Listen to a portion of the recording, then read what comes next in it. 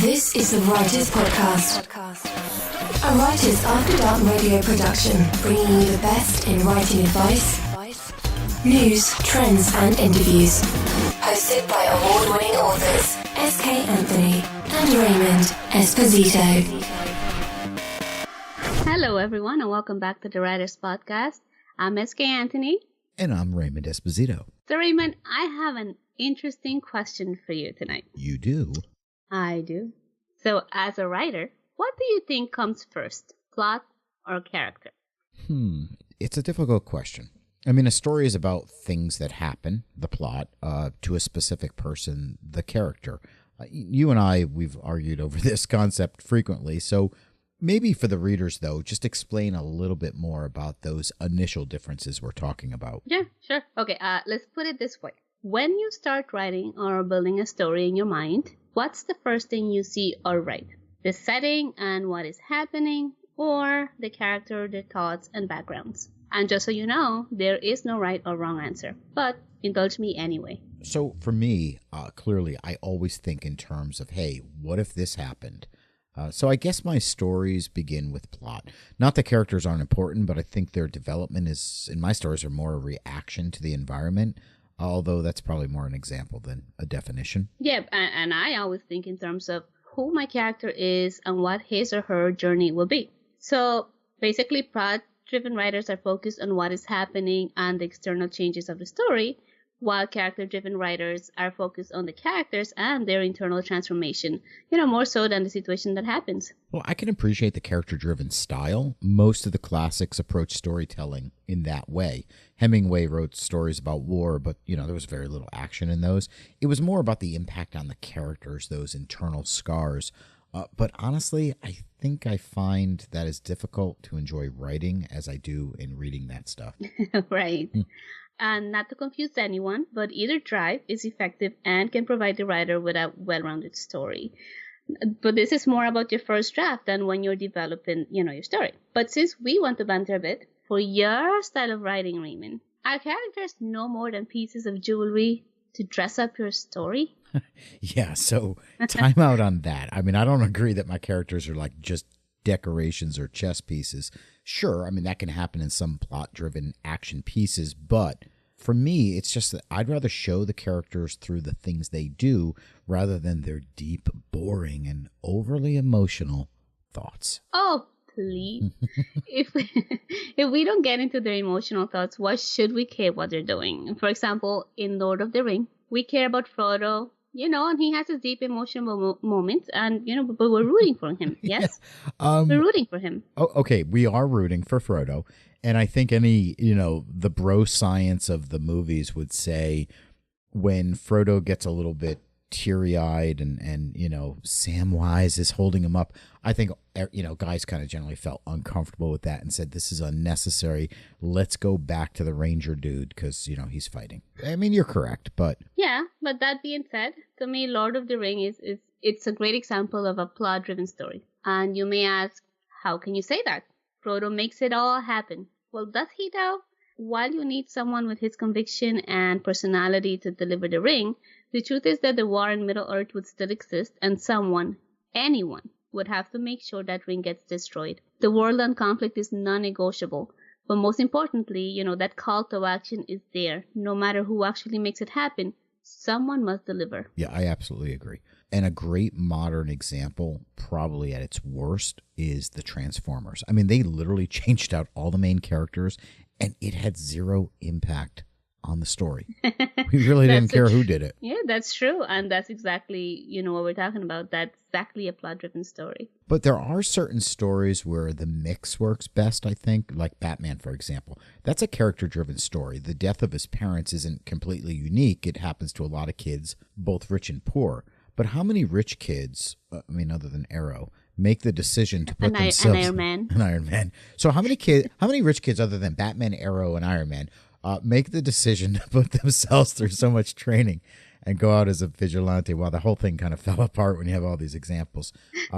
But if you change one small aspect of Batman's personality, the whole story changes because it is all about the intersection between Bruce Wayne and his alter ego, Batman. He drives the story. In the end, though, I think regardless of the writing style, both Batman and Lord of the Rings work, but they work for different reasons. Exactly. I think both, it's because a well-rounded story needs both plot and character, and those two have that. So what's the difference? Well, nothing in the final product, but it does make a difference in the way a writer approaches their storytelling, their method or process to get a story down on paper. Agreed. A well-written story that the reader is going to feel a part of will have some balance of each. It's sort of like that old saying, it doesn't matter where you start, it's where you finish that counts. Yeah, and whichever process works for the writer, whatever your approach, plot-driven or character-driven, by recognizing your writer preference, you're going to identify the areas you need to balance. For example, we've established that you are more plot-centric, right? Mm. Or here's one I think you like better, action-driven writer. Yeah, I do and I don't.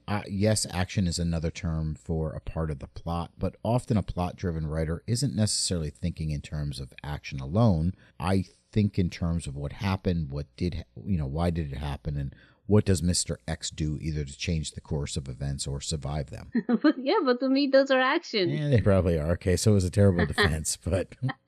But back to my example, I think you can agree that even a fantastic plot that takes us on the most mind-blowing twists and turns can fall flat if the characters are one-dimensional. No, absolutely. And it's not just the one-dimensional characters, although that's a big part of stories that fall flat. Sometimes the characters, they're just not interesting. We were talking about the Walking Dead franchise, and we both love The Walking Dead. But Fear the Walking Dead, it didn't work for us. For me, I didn't like any of the characters, and I couldn't relate to them, and honestly, I didn't really care if they freaking lived or died. Plenty of action, my favorite subgenre, and yet I stopped watching it. Yes, those characters drove me nuts, and they also drove me to stop watching. That's one where you could switch out the characters and, actually might make an improvement. But on the other hand, an amazing character would be boring if there was no conflict to develop him. It doesn't matter how intriguing the character is if you can't create an antagonistic environment to help shape them. Though to me, characters are more important, so I do write to that, to let their decisions guide what happens in the arc. So I wonder if that preference has something to do with the fact that you're a bit of a control freak. Not that there's anything wrong with that, but seriously, you do put a lot of effort into control, not in a negative way, but, in your life. So is it possible that the attraction to the character's choices is just a reflection of you as a writer, your thoughts, and your own choices? Yes, absolutely. And I do have to say, how is there a way to call someone a control freak in a not in a negative way? But yeah, I guess I want to know my characters. But yeah, I guess I want to know that my characters, like me, are deciding what happens as much as we can and not just, going with the flow. So yeah, I like to write and read for who the story happens, while you might be more interested in reading and writing for what happens, which is weird to my line of thinking because you really don't like to be controlled. No, I don't. I don't, but I guess I don't want to control my characters. I want to control the narrative. But I do think that you're highlighting the important consideration in writing. Plot-driven writers need to evaluate their character development, and character-centric writers, they need to consider things like pace and story action. And I know in my own writing, I often go back and, I fill in the character blanks. I have to make them a little bit more 3D than they start out. Yeah, and I have to go back and fill in more descriptions and more actions so my characters can go through the arc I want them to. Whatever the plot, I don't mind making big changes, but the character's journey stays put. It really is a fine line. Honestly, before we started discussing it, I hadn't really thought about my particular style. I think your work as a developmental editor gives you an edge in writing because you see those early stages where a writer does one or the other, and then you see the end product when they've improved those early drafts.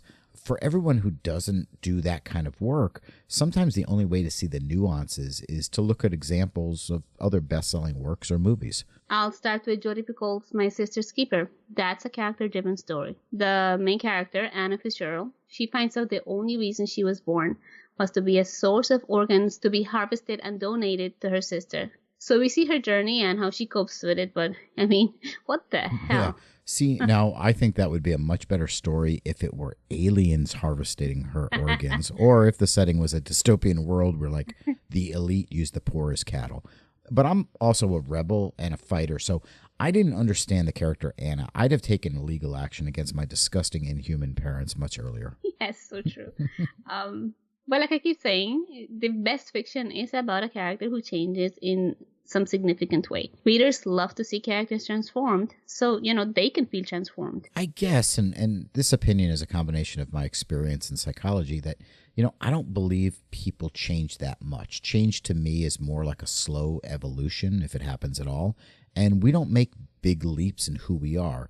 So the changes are so subtle that you need to guide it with a very strong plot. And sometimes we don't want the characters to change that much. For example, Indiana Jones, Han Solo, or even James Bond. We want these guys to be who they are because it's who they are that wins the day. You're right, because those are action or plot-driven stories, but change, regardless, shouldn't be abrupt. Those are also, the ticking time bomb kind of stories, where we know going in it's not about the character. It's about the tension, and there is nothing like an approaching doom to create tension. Peter Benchley's Jaws is an example of this tension and plot-driven story, right? What are your thoughts on Jaws? Yeah, absolutely. I mean, we have, just almost a retelling of Moby Dick, which is about, step by step, we get deeper and deeper into this hunt for Jaws. I think in that kind of story, what we get from the characters is not so much a transition, but the revelation of who they are and why they're that person. In a plot-driven story.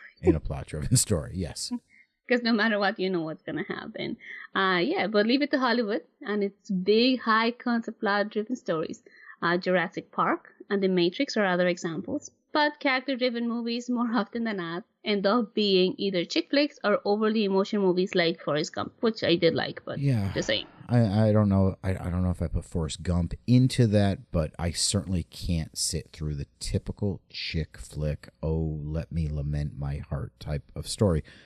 A straight-out romance just bores me to tears. But not because I don't like emotional stories. It's more that the solutions to their problems seem so easy. Listen, he's a loser, dump him. She's a cheater, leave her.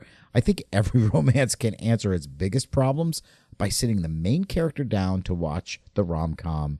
He's just not that into you. Problem solved, move on. Yes, that was a great movie. Luckily, not all character-driven stories are emotional. The stories are the characters themselves, how they change, what they learn, wisdom gained or not. Rocky is a good example of that. It is, although it's a little, for the action lover, it's probably a little slow at first, but we're okay with it because of the promise of the fight scenes. But you bring up a great point in reaching the balance. Character-driven stories tend to be the ones most likely to be smart, and I love smart movies, the ones where you think about it for days and weeks later and just have to find someone to discuss it with. Oh my gosh, yes. Movies like Arrival and Nocturnal Animals did that for me, as well as M. Night Shyamalan's work. They always make me think, and I love that. Yeah, speaking of M. Night, and I call him M. Night Shyamalama Ding Dong, his movies are fascinating to me. I love his movies. They're very deep, and he gets a bad rap. I think the problem goes back to his first hit was The Sixth Sense. People expected, and The Sixth Sense was good on two levels. It was very deep, but it was also kind of a horror movie. And I think everyone expected afterwards that's what he was going to produce. The Devil is another example of that. His movies are a lot deeper, but because of the subject matter, I think a lot of people just miss that point. It's funny because you say, we've discussed this before. You say people always think of him as a horror writer, I guess, producer. But I just think of his movies. The genre is actually his name, M. Night Shyamalan. That's what the movies are to me. It's not I don't expect anything else but what he usually delivers. The audience freaked out. Critics freaked out over The Village. They were like, oh my God, this was terrible. It was such a ripoff. And I looked at the end of the movie, The Village, as that is so incredibly smart. We would have never guessed. The Happening is another example that people just absolutely hated. And Signs, I don't get it, but me too. But that whole deep thought thing is, if you think about the best action movie, let's just take The Avengers. And if you loved The Avengers and you talk to someone about The Avengers, the most you really say is, oh my God, wasn't that great? Oh, the action, that was just a great film. It was funny. It was great. That's a whole different experience than talking about a smart movie where You're literally trying to figure things out. It is a whole different experience, but even they understand the importance of developing a character, which is why they all have individual movies. Yeah, that's true. No, that's true. So as storytellers, I think it's easy enough to see the preferences, but the question is, are we just really splitting hairs? Is there really such a thing as a plot writer and a character writer? I mean, it's interesting you consider yourself one type of writer over the other. I don't know that most people know which type they fit in, but the question is this really a thing, SK, or are you just making stuff up? I don't know. I'm not 100% sure. I just know I keep telling myself that I'm a character-driven writer because, I don't know, if it feels right. Maybe it's because I'm a girl. I don't know. Going back to your thoughts on romance, I have a theory that authors who fall under character-driven writers might be mostly women, since we're more into emotions. Not all, of course, but maybe. Well, that makes a lot of sense. Any married guy will tell you that their smallest, mindless action can become a very long spousal discussion on the meaning of that action, the emotions behind it. It's like, no, honey, I didn't buy a new brand of milk as a way to express a need for change in our relationship. It literally was just the easiest one on the shelf to grab. But generally, women are more interested in people and relationships, and men are more interested in things that are happening in action. It's just literally, it's the way our brains are wired. Yeah, but none of that is exclusive. But in our case, it just so happened that you're a male and you're into action, and I'm a female, I'm into the characters. But just stop buying other brands of stuff so you don't confuse us. Either way, man or woman, it's good to know your strength as a writer. If you're a character-driven writer, you know you'll have to pay extra attention to descriptions, or, if you're a plot-driven writer, you may have to work on dialogue writing, for example. Exactly. Awareness is the key to perfecting your craft. Because unlike Voldemort and Harry Potter, neither can survive without the other. For a story to be fulfilling, it's got to be engaging with interesting characters. Exactly. I like to let my characters guide me because God forbid you make me write an outline, which is another thing. Maybe there's something to pantsers and planners. I think that makes a lot of sense. A plot-centric story needs a strong and tight structure, or it becomes a mess. You almost have to outline to connect all the dots. With a character-driven story, maybe you just need to get to situations, but, there can be any situations that can highlight the change the character makes. For example, a recovering alcoholic can fall off the wagon in a bar, at a party, or even on a flight. But if he's going to fall off the wagon because people turn into zombies on that flight, then you have to do a lot more planning about how he gets there. Yes. And character-driven writers focus more on the right of creativity, letting our imagination and feelings guide us. Of course, it's probably a bit more disorganized because we work things out on the page, but we see the full story this way with no restrictions, nothing holding back our amazing little characters from taking charge of their own stories, like perfect little control freaks. Not that there's anything wrong with that. No. I think a good sign that you're a plot-driven writer is how you approach the story in your head. Is your first thought what's happening? Is it a what-if idea? You're also most likely a plot-driven writer if you could put a variety of different people into the role of your main character and change very little about the arc itself. Batman is a different story if the character's parents are alive and poor. Yeah, and your example of Transformers fits into the changing characters out.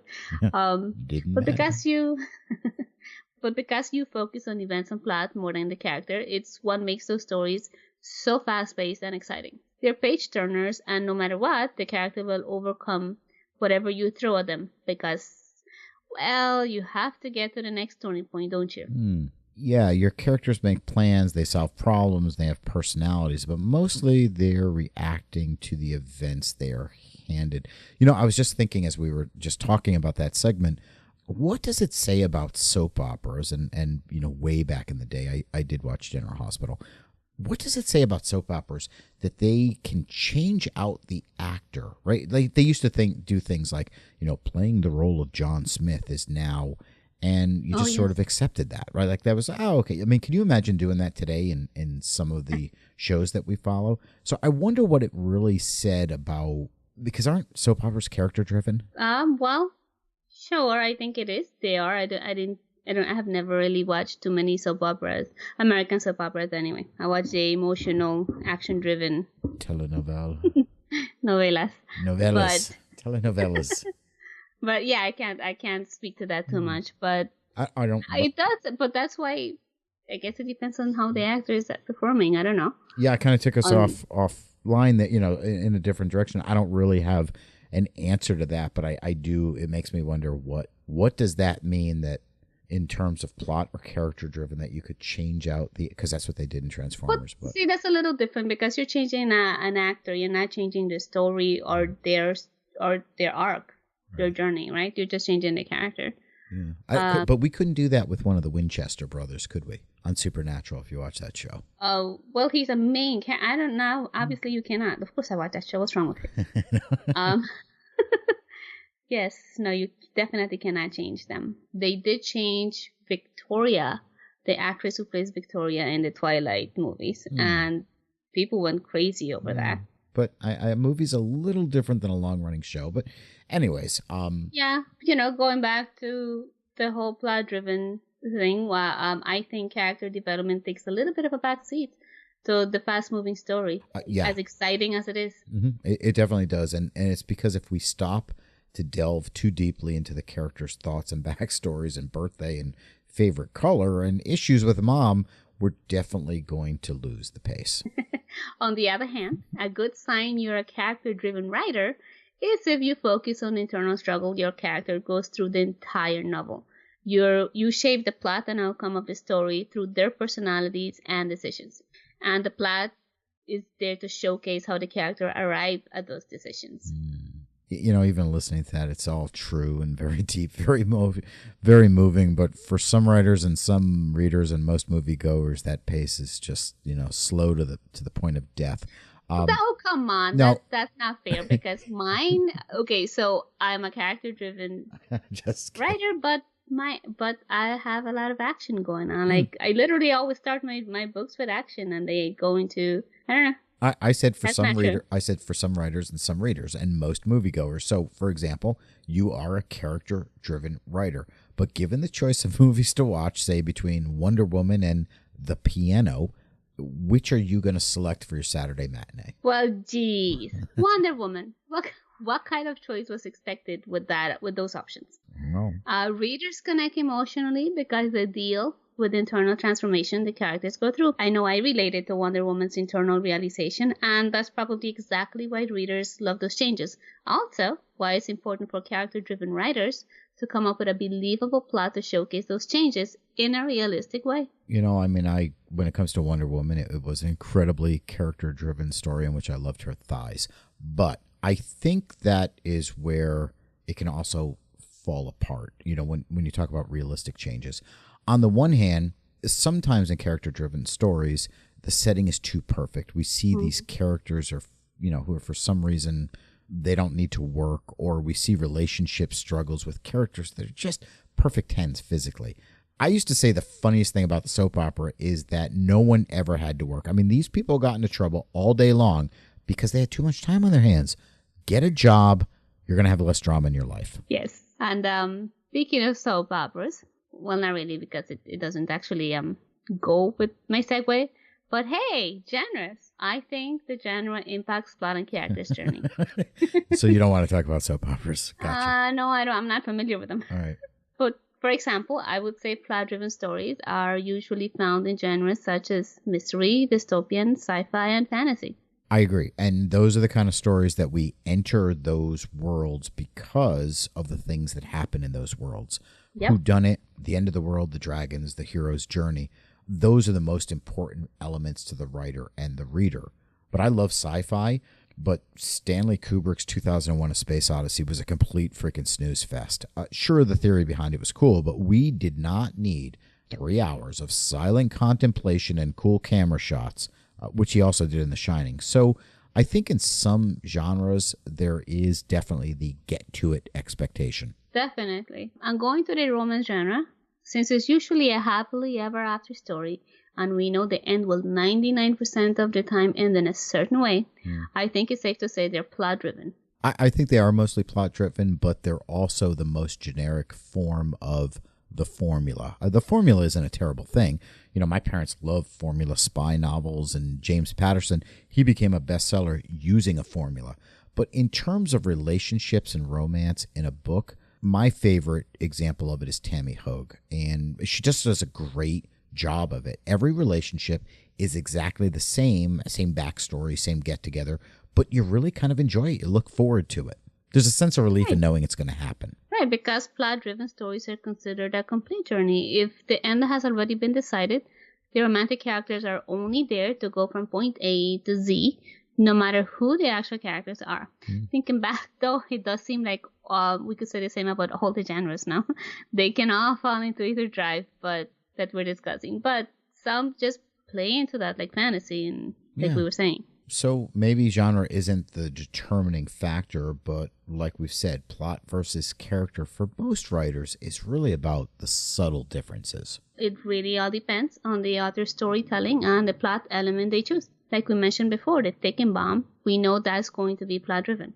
Or the ones with some kind of quest, where the character will go through some transformation while searching for something, that's character-driven. But Rima, what about a series? To me, those are more plot-oriented. What's your thought? I definitely agree. In terms of any series, if you're writing 4, 5, 7 books, then you need a whole lot of plot to carry that through. Yeah, the character is important in them, but can you imagine if Harry Potter hadn't gone off to Hogwarts until like book 3? Who would have continued? Exactly. I do like that you can follow a character for several books, but I do think it's more of a plot-driven story overall. The character will transform, sure, but I can't help but think it's to carry the plot forward from book to book.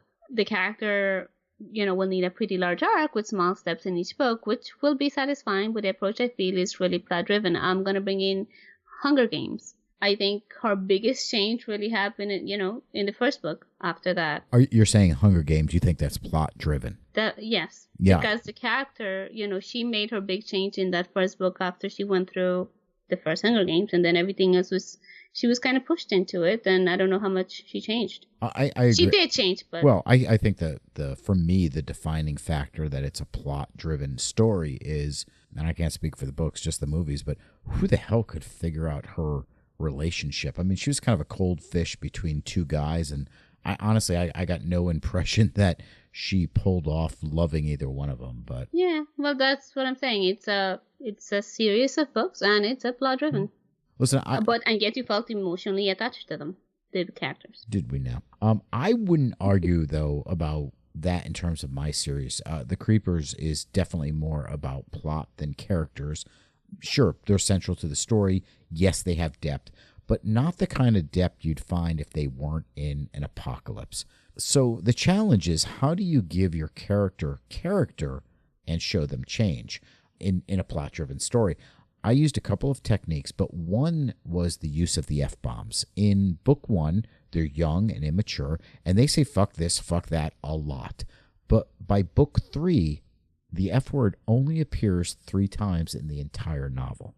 That's the showing of their maturity. Right. Like you just showed yours because you had no problem saying fuck this, fuck that, but when you were talking about the maturity in book 3, you just said the F word. Yes, I showed my own maturity in not saying. All that being said, do you really have to figure out which style of writer you are? Well, you don't want to have a fantastic character in a book where nothing happens. But you also want to avoid character-serving plot, where whatever your plot needs, your plot gets, even if there is little sense to it. Because surely the readers will be okay once they see why you did it, right? No, it will not be okay. We hadn't discussed this, but I think a lot of sci-fi movies, a lot of their sci-fi originals fall into that. Like, these characters really have no meaning, and it's whatever serves the plot.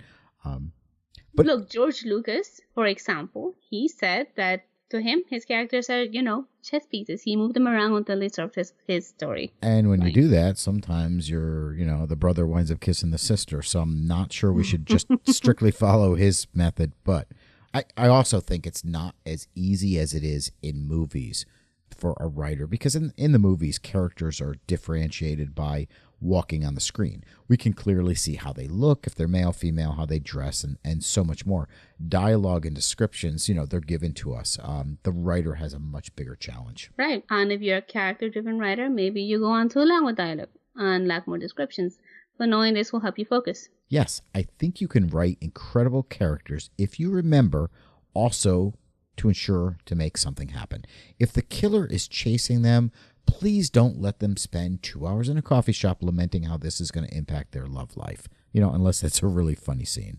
Or unless the killer in question was the love of your life. But still not 2 hours. And yet, plot is crucial. It's the vehicle for your protagonist's transformation. She's not going to get there alone without that plot. But on the other hand, if you can change out any character, if I don't remember their names and I can't tell who is speaking without a dialogue tag, then you probably need to think more about who is doing the action. Yep, well-rounded characters are necessary. And sure, most readers will forgive small issues with the plot if they can connect to your characters, but you want a fully memorable experience. And for that, you need a plot, because plot is essential. And without the characters to form an emotional connection, you also risk losing your reader's interest. Mm-hmm. And I'd argue characters are interesting when they do something interesting. If you want to write a self-help book, then, by all means, go off and do it. But if you want to make your point in story form, then make sure that something happens and that is something interesting. Plot or character-driven writing styles. The difference is probably meaningless, but without the character's actions, there is no plot. And without a mind-blowing plot, there is no transformation or connection to the character. Yeah, you want a story that is somewhere between... I want a story that is somewhere between Transformers and The Piano, and Pride and Prejudice and Zombies. It's probably the perfect example. I thought that would be the silliest movie in the world, only because I was looking at the Pride and Prejudice part and going, really? And it turned out to be an incredible mixture of, it's the best way to understand the Pride and Prejudice story. Don't read Jane Austen. Go watch this movie, because you get some zombies and, some hot chicks and some fighting and stuff like that.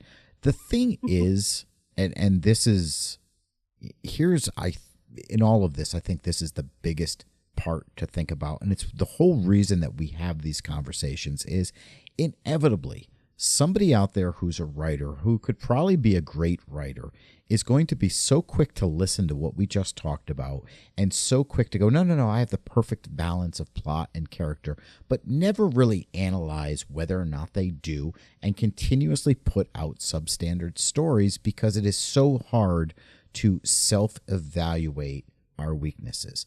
I don't have any problem saying, listen, you write much more in-depth characters than I do. I simply just borrow those. I borrow people I know in my life, and I put them into my books. But that is going to make the big difference in the writing. This is a subtle thing, but plot versus character is an important thing to being the best writer you can be. I agree, which is why the best writers understand the importance of balancing their writing style to create a satisfying story. So we'll leave you with this quote by Jesse Michaels before Raymond goes back into another monologue. Right. In a novel, the biggest symbiosis exists between plot and character.